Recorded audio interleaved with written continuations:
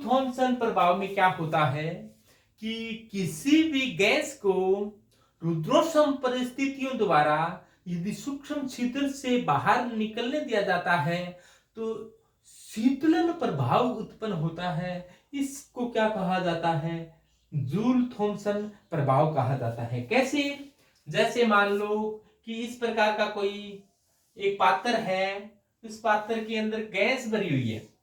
ये मान लो इसमें दो डिवाइडेशन कर दिया मैं। इस एक डिवाइडेशन में क्या है? गैस भरी हुई है और इस गैस को एक सूक्ष्म छिद्र द्वारा बाहर निकलने दिया जाए। ये मान लो सूक्ष्म छिद्र है, इस सूक्ष्म छिद्र से इस प्रकार से बाहर निकलने दिया जाता है तो टेम्परेचर है वो कम होता है। यहां पर क्या है? रुद्रोष्म परिस्थितियां, यानी कि क्या नियत है? एच नियत है। एच नियत है यानी कि एच नहीं बदल रहा है। रुद्रोष्म परिस्थितियां, रुद्रोष्म का मतलब होता है न तो उष्मा निकाय से ली जाती, नहीं उष्मा निकाय को दी जाती है। लेकिन यहां पर क्या हो रहा है? टेम्परेचर का मान में कमी आ रही है। ये टेम्परेचर में के मान में कमी क्यों आती है, इसको समझाने के लिए जूल थॉम्सन ने अपना एक प्रभाव दिया। इसे जूल थॉम्सन प्रभाव कहा जाता है और जूल थॉम्सन प्रभाव दर्शाने के लिए जूल थॉम्सन गुणांक का उपयोग किया जाता है। ये जूल थॉम्सन गुणांक क्या है? जूल थॉम्सन, थॉम्सन कहते हो उसे टॉम्सन कहते हो, जूल थॉम्सन गुणांक। और जूल थॉम्सन गुणांक है ये, इसे म्यू जेटी कहा जाता है। म्यू जेटी, जे का मतलब जूल, टी का मतलब थॉम्सन, तो म्यू जेटी है वो जूल थॉम्सन गुणांक है। और म्यू जेटी का मान क्या होता है? तो म्यू जेटी आपको पता है कि जूल थॉम्सन को थोड़ी सर्दी ज्यादा लगती है। जूल थॉम्सन को सर्दी ठंड ज्यादा लगती है और ठंड के अंदर क्या किया जाता है? ठंड के अंदर तपता रहता है। तो म्यू जेटी अपने आग जलाकर अपने हाथ इस प्रकार से कर तपते हैं, बहुत ज्यादा सर्दी होती है तो म्यू जेटी को सर्दी ज्यादा लगती है, इसीलिए म्यू जेटी क्या करता रहता है? तपे है। म्यू जेटी क्या करता है? तपे है। म्यू जेटी तपे, यानी कि म्यू जेटी का सूत्र क्या होता है? तपे है। म्यू जेटी का सूत्र होता है ये कि तपे है। म्यू जेटी क्या करे भाई? म्यू जेटी तपे, म्यू जेटी तपे है। तो ये होता है म्यू जेटी का सूत्र। और अपने को एक दो सूत्र और याद करने पड़ेंगे, वो भी मैं थोड़ा बता देता हूं। इसके बाद में अपने उस पर भी चलेंगे कि ये सूत्र आए कहां से, क्यों आए हैं, कैसे आए हैं, उन पर भी अपने चलने वाले हैं। एक सूत्र म्यू जेटी का आपको ये भी ध्यान में रखना पड़ेगा कि म्यू जेटी बराबर -1 अपॉन सीपी, -1 अपॉन सीपी हो जाए तो ये तपय है। लेकिन कैसा तपय है? उल्टा तपय है। ये तो क्या था? म्यू जेटी सीधा तप रहा था। देखो म्यू जेटी तपय है यानी कि सीधा तपय है। जैसे मान लो इस प्रकार से है, ये मान लो कि म्यू जेटी है और म्यू जेटी क्या है? तपय है। म्यू जेटी सीधा है। अब क्या है? म्यू जेटी इसके अंदर, म्यू जेटी शीर्षासन पर बैठा हुआ है। म्यू जेटी है वो शीर्षासन पर बैठा हुआ है और क्या कर रहा है? तपय है, उल्टा है, तपय है। देखो तपय है और शीर्षासन पर बैठा है तो ये तो नेगेटिव बात होगी, तो इसमें चार्ज, इसमें आगे माइनस का निशान लगता है और 1/cp लगता है। इसके अलावा म्यू जेटी का अपने को एक सूत्र और याद रखना पड़ेगा। वो क्या है? वो है कि म्यू जेटी बराबर 1/cp 2a/RT-b। ये और सूत्र है। तो ये अपने क्रम वाइज जैसे जैसे सूत्र आएंगे वैसे वैसे आपको बताते जाएंगे ये सूत्र कहां से आया, क्यों आया, कैसे आया। अभी इसके बारे में अपने विचार करने वाले हैं। जूल थॉम्सन प्रभाव, रुद्रोष्म परिस्थितियों में किसी गैस को उच्च दाब से निम्न दाब की ओर सूक्ष्म छिद्र की सहायता से प्रवाहित किया जाता है तो तापमान में कमी आ जाती है। इसे ही जूल थॉमसन प्रभाव कहा जाता है। जूल थॉमसन प्रभाव जूल थॉमसन गुणांक द्वारा दर्शाया जाता है। आदर्श गैस के लिए जूल थॉमसन गुणांक यानी कि म्यू जेटी का मान 0 होता है, लेकिन वास्तविक गैसों के लिए म्यू जेटी का मान प्रतिपन्न ताप से कम ताप पर धनात्मक होता है, जबकि प्रतिपन्न ताप से अधिक ताप पर ऋणात्मक होता है और प्रतिपन्न ताप पर 0 होता है। तो सबसे पहले अपने बात करते हैं कि म्यू जेटी है वो क्या होता है और इसका सूत्र किस प्रकार से स्थापित किए जाते हैं, बात करते हैं। अपने पता कि म्यू जेटी होता है वो टीपीएच होता है, तपह है। यहां से अपने परिभाषा किस प्रकार से दे सकते हैं कि नियत एंथैल्पी, जो भी पैर में आता है वो नियत होता है कि नियत एंथैल्पी पर दाब के साथ तापमान में परिवर्तन को जूल थॉमसन गुणांक कहा जाता है। दोबारा देखो, नियत एंथैल्पी जो भी इस प्रकार से नीचे पैरों में लिखा जाता है वो नियत होता है। नियत एंथैल्पी एच एंथैल्पी है। नियत एंथैल्पी पर दाब परिवर्तन के साथ तापमान में हुए परिवर्तन को ही म्यू जेटी कहा जाता है। म्यू जेटी के ये सूत्र बता दिए कि म्यू जेटी तपह है, या फिर -1 पे Cp आ गया तो उल्टा तपह है। और एक म्यू जेटी का सूत्र 1/Cp2 B होता है। अब देखो, अपने ऐसे करें कि सबसे पहले तो बात करें कि म्यू जेटी है वो तपह है। म्यू जेटी तपह है, इसको समीकरण नंबर 1 कह दे। यानी कि नियत एंथैल्पी पर दाब के साथ तापमान में हुए परिवर्तन को म्यू जेटी कहा जाता है। इसके बाद में जो एंथैल्पी होती है, तो एंथैल्पी जो H होती है वो P व T का फलन होती है। एंथैल्पी होती है दाब और ताप का फलन होती है। तो दाब और ताप का फलन मानकर DH का मान निकाल लो इसका। तो DH का मान H है वो P और T का फलन मान लिया है। तो आप यदि DH निकालना चाहते हो तो DH कैसे निकलेगा? H है वो P और T का फलन है, तो P और T का है, दो चीज है, तो एक बार एक का भाग दो, दूसरे को क्या करो, नियत रखो। यानी कि P का भाग दिया T नियत है और T का भाग दिया तो P नियत है। तो डेल लगा दो, जिसका भाग दिया है उसका गुणा भी करना पड़ेगा। P का भाग दिया है तो dP कर दो और T का भाग दिया है तो dt कर दो। ये आ जाएगा DH बराबर। एक बात तो आप सभी जानते हो कि अपने पढ़ा था Cp क्या होता है। Cp तो Cp होता है वो नियत दाब की हीट कैपेसिटी होती है, यानी कि उस नियत दाब की उष्माधारिता। उसमें बताया गया था कि del H upon del Tp नियत दाब पर ताप के साथ हुई एंथैल्पी में परिवर्तन को क्या कहा जाता है, Cp कहा जाता है। तो del H upon del Tp वो क्या है, ये Cp है। तो इसकी जगह आप Cp रख दो तो क्या आ जाएगा, DH बराबर क्या आ जाएगा, del H upon del P नियत दाब है, शुद्ध ताप है और dP है, plus del H upon del Tp।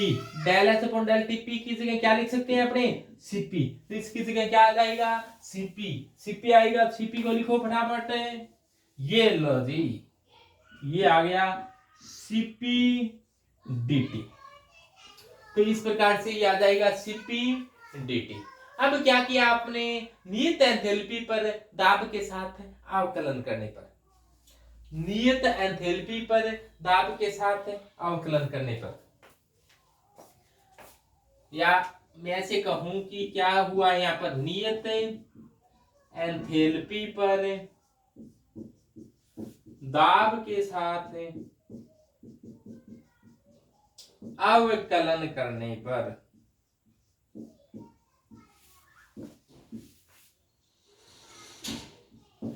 नियत एंथैल्पी पर दाब के साथ अवकलन करने पर। नियत एंथैल्पी यानी कि डीएच है, डीएच का आप क्या कर दो, नियत एंथैल्पी, एच नियत रखा है और दाब के साथ अवकलन किया है, यानी कि पी का भाग दे दिया एच को नियत रखकर।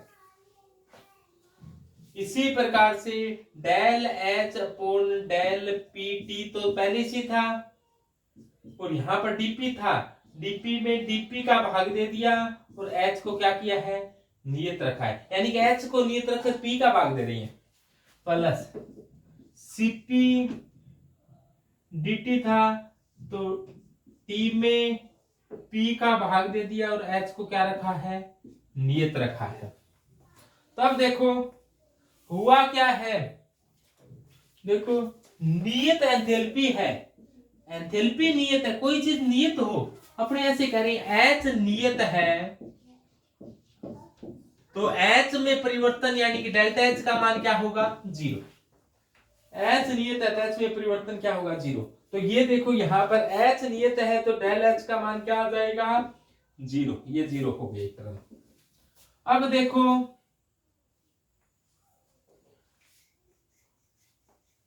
तो यहां पर और क्या होगा, अब देखो आगे क्या हुआ कि नियत एच पर डेल्टा एच में परिवर्तन क्या हो गया, 0। तो ये टर्म में क्या हो गई, 0। ये टर्म 0 हो चुकी है यहां पर, तो क्या होगा, ये टर्म नियत एंथैल्पी पर एंथैल्पी में परिवर्तन क्या हो चुका है, 0। अब देखो डीपी में डीपी का भाग दिया 1 आया तो ये इसका मान क्या आ जाएगा, 1। तो ये बच जाएगा, इसको 1 से गुणा करेंगे कितना ही आएगा।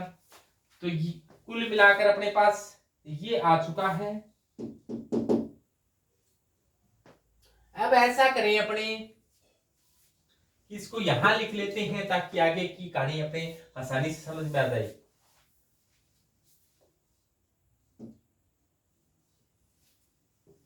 तो अपने आ गया 0 बराबर है del H upon del P T, del H upon del P T plus C P del T upon del P H. अब अपने ऐसा करें, इसको इस मटेरियल को इधर ले जाए, ये 0 इधर है, इधर लिख दो तो इधर लिख दो, एक ही बात है। अब इस मटेरियल को इधर ले आओ तो क्या आ जाएगा, C P del T upon del P H.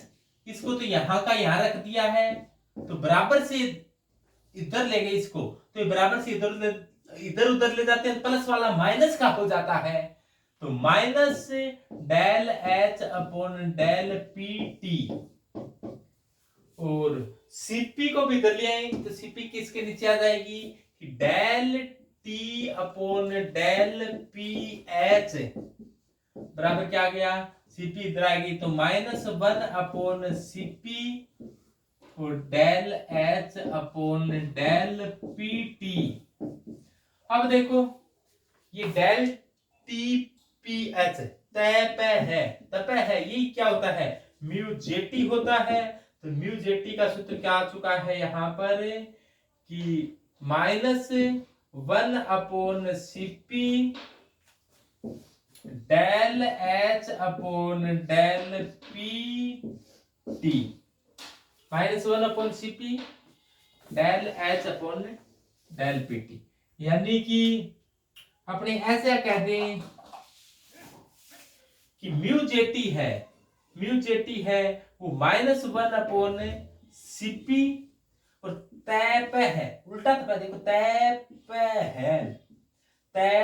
है, ऐसे तप रहा है, उल्टा तप रहा है, तय पे और है, तय पे है, उल्टा है ना, तय पे है, इसको ये मानो इसकी गर्दन है, तय पे है, तप रहा है, ये तप रहा कैसे है, शीर्षासन पर तप है, तय पे है, क्यू तप है -1/Cp लाग रही है, यानी कि उल्टा तप है। तो ये एक म्यूजेटी का सूत्र हुआ। तो हम जानते हैं, अपने बात करें आदर्श गैसों के लिए म्यूजेटी का मान क्या होगा। वैसे अपने को पता लगा कि म्यूजेटी है वो होता है, म्यूजेटी तय है, म्यूजेटी तपय है, या फिर -1/Cp आ जाए तो उल्टा तपय है, तय है, या फिर ये 1/Cp 2A/RT -B होता है। तो ये म्यूजेटी के सूत्र है। आदर्श गैसों के लिए क्या होता है इसका मान, आदर्श गैसों के लिए मान 0 होता है। लेकिन 0 कैसे आ गया, तो for ideal gas, ideal gas के लिए क्या होगा, आदर्श गैस के लिए क्या होगा। तो आइडियल गैस के लिए अपने बात करते हैं, अपने जानते हैं H बराबर क्या होता है, U प्लस PV होता है। अवकलन करने पर, अवकलन कर दिया जाए तो क्या होगा, अवकलन करने पर क्या जाएगा, DH बराबर DU प्लस H बराबर U प्लस PV है, तो DH यानी कि अंतर ले लो इनका, इसका ले लिया अकेला था, इसका ले लिया अकेला है, इसका अंतर ले, तो एक बार P को नियत रखकर B का अंतर लिया जाएगा, एक बार B को नियत रखकर P का अंतर ले लो, तो ये आ जाएगा H बराबर DU plus PdV plus VdP। अब क्या करते हैं, नियत ताप पर दाब के साथ अवकलन करते हैं। क्या करें, नियत ताप पर दाब के साथ अवकलन करते हैं, नियत ताप पर दाब के साथ, यानी कि अपने क्या करते हैं, लिख देता हूं पहले कि नियत ताप पर दाब के साथ अवकलन करने पर,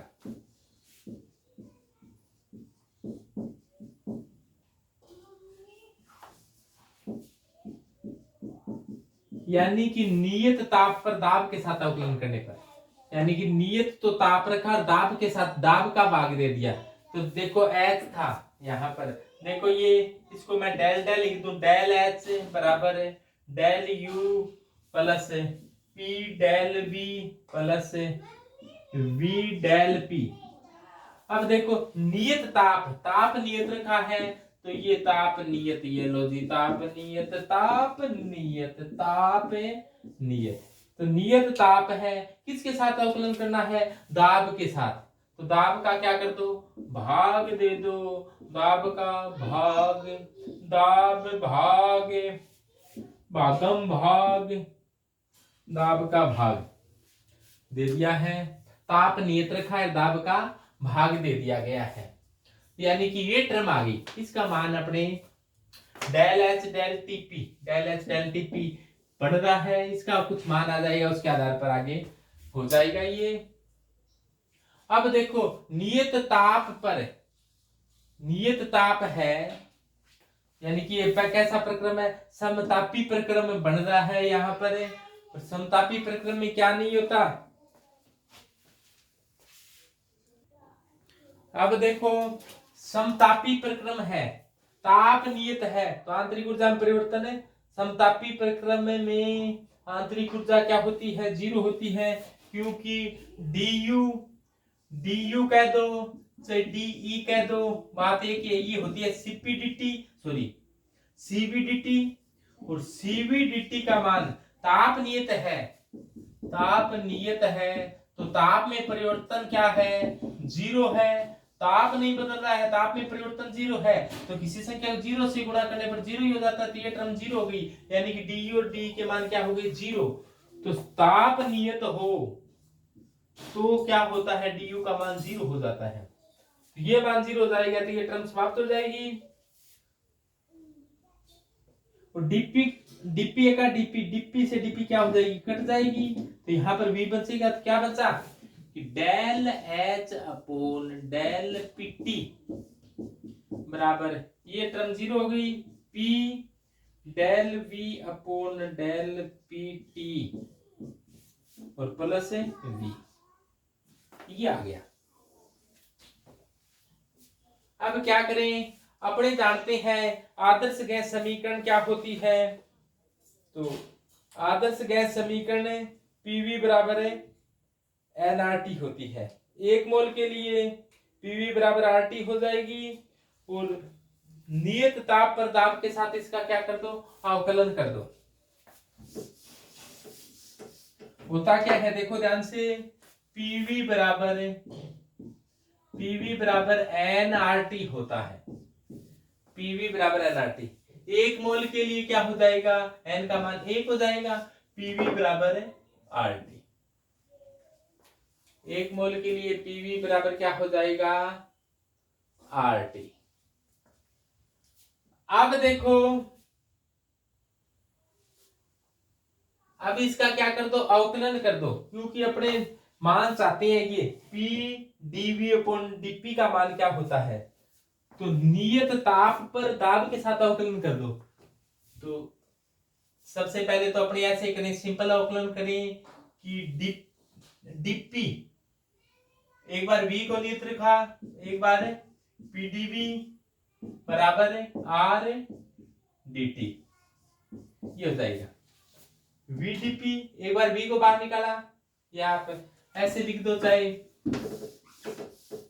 अवकलन करने पर,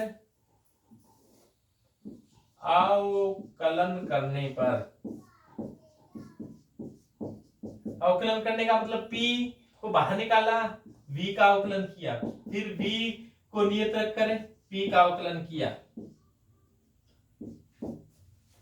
r नियत होता ही है, p का अवकलन कर दिया। अवकलन का अर्थ होता है तोड़ना, समाकलन का अर्थ होता है जोड़ना। p d v के dv कह दिया, इस प्रकार से कह दिया। अब फिर क्या किया है, नियत ताप पर दाब के साथ अवकलन करने पर, नियत ताप पर दाब के साथ अवकलन करने पर,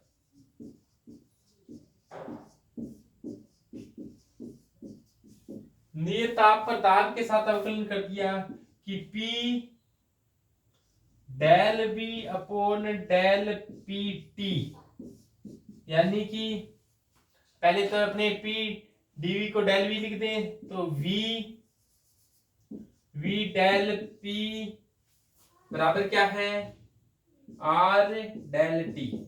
भाग किसका देना है, नियत किसको रखना है, नियत t है, और भाग p के सापेक्ष करेंगे तो भाग किसका देना है, p का देना है, तो डेल p और डेल p। तो नियत ताप पर दाब के साथ अवकलन किया, नियत ताप पर दाब के साथ अवकलन किया, नियत ताप पर दाब के साथ अवकलन कर दिया गया है यहाँ पर। और दाब से दाब ये क्या हो गया, कैंसिल हो गया, डीपी का डीपी, डीपी से डीपी कैंसिल, यहाँ पर v बचा। नियत ताप पर तापमान में परिवर्तन, नियत ताप है तापमान में परिवर्तन, dt का मान क्या आएगा, 0, यानी कि t नियत है तो डेल्टा t का मान तो क्या आता है, 0। ताप नियत ताप में परिवर्तन हमेशा 0, तो ये टर्म 0 हो गई, यहाँ पर v आ गया, यानी कि अपने ऐसे कहते हैं p del v upon del pt का मान क्या आया है, प्लस v बराबर क्या है, 0। v को इधर ले जाओ तो ये इसका मान क्या आ जाएगा, इधर लाएंगे v को तो माइनस v हो जाएगा, यानी कि इसका मान माइनस v होता है। यानी कि तो अपने क्या निकला, इसका मान क्या है, माइनस v है, तो ये माइनस v इसकी जगह रख दोगे, इसका मान माइनस v था, माइनस v प्लस v क्या हो जाएगा, कैंसिल, यानी कि del H upon del P T का मान ये माइनस v प्लस v है, तो ये क्या गया, 0। ये 0 आने के कारण ये मान 0 मान इसके अंदर रख दोगे, यानी कि अपने जानते हैं, यहां लिख रहा हूं मैं, अपने जानते हैं कि म्यू जेटी का सूत्र क्या होता है, -1/cp del H upon del PT, और del H upon del PT का मान क्या है, 0 है, तो ये मान 0 है, किसी संख्या का मान 0 रखने पर गुणा वाली सब चीज 0 हो जाती है, तो म्यू जेटी का मान क्या आ गया है, 0 आ गया है। यानी कि यदि एच पीटी का मान 0 हो तो म्यू जेटी क्या आ जाता है, 0 आ जाता है। यानी कि आदर्श गैस के लिए म्यू जेटी का मान क्या होता है, 0 होता ही है। आदर्श गैस के लिए म्यू जेटी का मान सदैव 0 होता है। तो वास्तविक गैस के लिए म्यू जेटी का मान क्या होगा, इस पर बात करते हैं। तो आदर्श गैस के लिए म्यू जेटी का मान क्या आया, 0, यानी कि आइडियल गैस है कोई, तो म्यू जेटी का मान क्या आ गया, इसके लिए 0 आ गया, क्योंकि ये टर्म क्या हो गई थी, एच टी पी का मान 0 हो गया था, इसलिए मान 0 आ गया। यदि कोई वास्तविक गैस है तो वास्तविक गैस के लिए म्यू जेटी का मान क्या होगा, यानी कि वास्तविक गैस हो तो वास्तविक गैस है, यानी कोई आइडियल गैस है नहीं है, तो इसके लिए म्यू जेटी का जो सूत्र होता है कि म्यू जेटी बराबर है 1/Cp 2a/RT-B। ये सूत्र होता है मुख्य रूप से म्यू जेटी का। तो इस से अपने बता सकते हैं कि म्यू जेटी का मान कैसा होगा। अब देखो म्यू जेटी का मान यदि धनात्मक होगा, जब यदि 2a/RT का मान बड़ा हो और b का मान क्या हो, छोटा हो, क्योंकि b माइनस की है, माइनस लाने के लिए b उत्तरदायी है। यदि 2a/RT का मान बड़ा हो जाए, ये बड़ा होगा तो मान क्या आएगा, धनात्मक आएगा, और माइनस b बड़ा हो जाए तो मान क्या आ जाएगा, ऋणात्मक आ जाएगा, और यदि दोनों बराबर हो गए तो मान क्या आ जाएगा, 0 आ जाएगा। तो वास्तविक गैस के लिए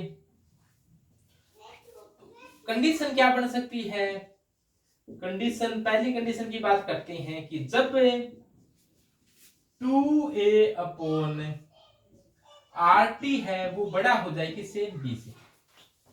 क्या हुआ यहां पर, 2a/RT का मान बड़ा हो गया है b से। यदि ये मान b से बड़ा हो जाए, 2a/RT का मान b से बड़ा हो जाए तो क्या होगा, तो ये बड़ा हो गया, ये छोटा हो गया, यानी कि माइनस वाला छोटा रह गया, प्लस वाला बड़ा हो गया, तो म्यू जेटी कैसा आएगा, म्यू जेटी है वो पॉजिटिव आएगा, यानी कि प्लस में से माइनस यानी ज्यादा में से कम घटाएंगे तो मान क्या आएगा, पॉजिटिव आएगा।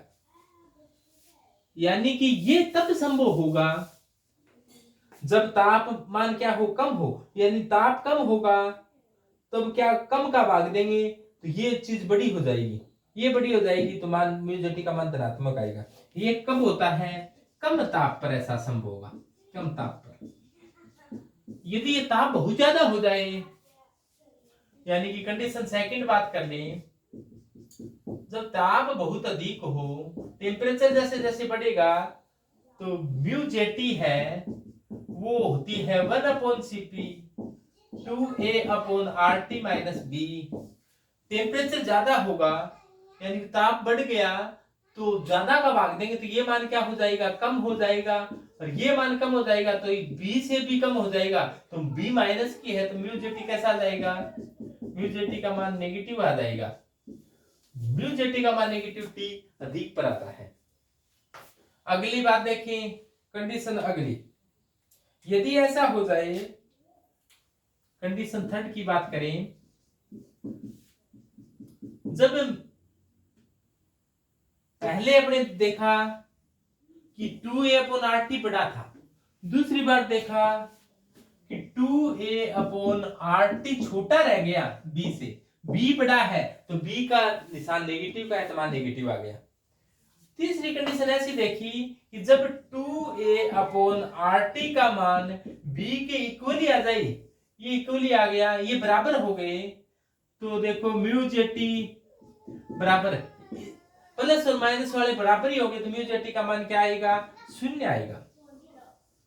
तो ये कब संभव है, कोई ऐसा ताप होगा जब 2a/RT पर b क्या हो गया, बराबर हो गया। यानी कि यहां पर एक विचित्र घटना घट चुकी है कि 2a/RT बराबर हो चुका है किसके, b के। इस ताप को Ti कहा जाता है, यानी कि प्रतिपन्न ताप कहा जाता है। प्रतिपन्न ताप पर क्या होता है, 2A/RT है वो B के बराबर हो जाता है। तो TI निकाल लो, तो TI निकालोगे, TI को इधर ले जाओ, B को इधर ले जाओ, 2A/RB आ जाएगा TI का मान। तो TI बराबर आ जाएगा 2A/RB। वो TI कहा जाता है, TI कहा जाता है प्रतिपन्न ताप को। तो ये ताप कौन सा होता है? प्रतिपन्न ताप होता है ये, यानी कि इसे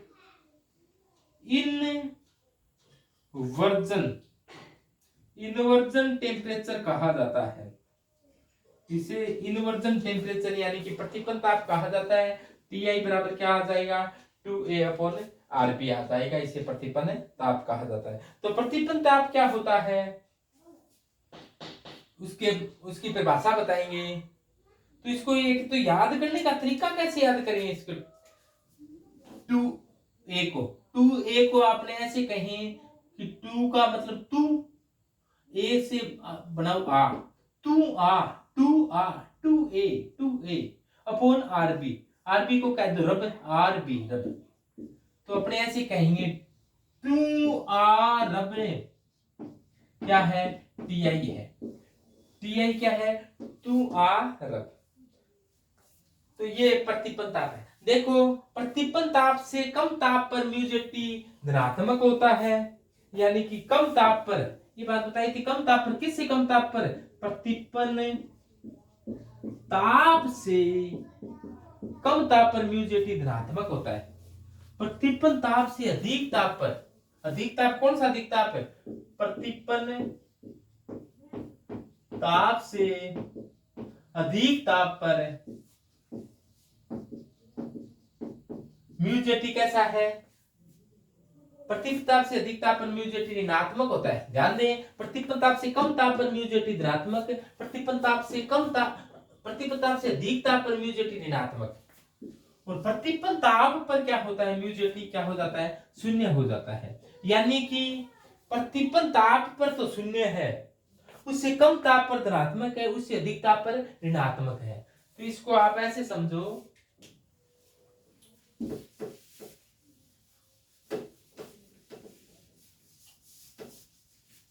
कि TI है, एक TI पर क्या है? म्यूजेटी है, वो क्या है? शून्य है TI पर, यानी कि प्रतिपन्न ताप पर। और TI से कम ताप है, कम ताप है, TI से कम ताप है, तो म्यूजेटी कैसा है? पॉजिटिव है। TI से कम ताप पर है तो म्यूजेटी कैसा है? पॉजिटिव है। और TI से अधिक ताप है, TI से अधिक ताप है तो म्यूजेटी कैसा है? नेगेटिव है। यानी कि अपने ऐसे है कि ताप बढ़ाएंगे, जैसे जैसे देखो ताप बढ़ाएंगे, कम ताप है, ताप कम है, कम किससे कम? इसको TI कह दिया प्रतिपन्न ताप, ये प्रतिपन्न ताप है। प्रतिपन्न ताप का मतलब TI बराबर क्या है? 2A/RB है। TI से कम ताप पर म्यूजेटी कैसा है? धनात्मक है। ऐसे जाने से ताप बढ़ रहा है, मान लो TI से कम ताप है, यानी कि ये TI है और ये TI से कम ताप है, वो TI से कम है, यानी कि तब क्या है? म्यूजेटी है वो पॉजिटिव है। और ताप यदि TI से ज्यादा हो गया तो म्यूजेटी कैसा हो गया? नेगेटिव हो गया। TI पर म्यूजेटी कैसा है? शून्य है, इधर पॉजिटिव है, इधर नेगेटिव है। यानी कि TI पर म्यूजेटी अपना चिन्ह परिवर्तित कर लेता है। तो TI वह ताप है, इन्वर्जन टेम्परेचर वह ताप है जिस ताप पर म्यूजेटी अपना चिन्ह परिवर्तित कर लेता है। यानी कि TI से कम ताप पर म्यूजेटी का मान धनात्मक होता है और TI से अधिक ताप पर म्यूजेटी का मान ऋणात्मक होता है। तो TI को क्या कहा जाता है? प्रतिपन्न ताप कहा जाता है। और TI बराबर क्या होता है? 2A/RB।